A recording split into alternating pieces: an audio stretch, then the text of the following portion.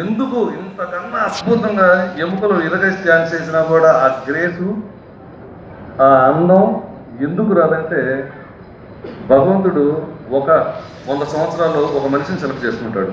రాముడు, కృష్ణుడు, రావణాసుడు ఏ క్యారెక్టర్ వేసినా ఎన్టీఆర్ ఎలాగో ఇంకెవరు వేయలేరు. డ్యాన్స్ వేయాలంటే ఈయన పుట్టించాడు.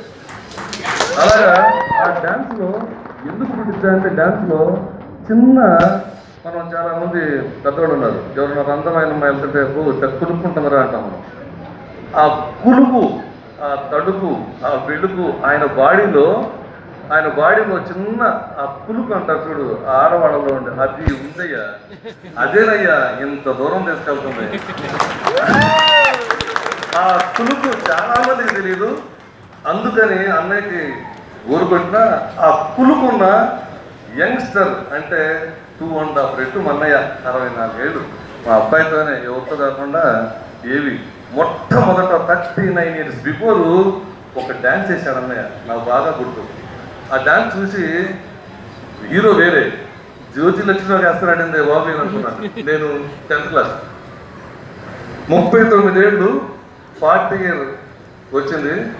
ఆ 3 నిమిషాల్లో ఆ పులుపు చూడండి. తర్వాత నేను మాట్లాడతాను.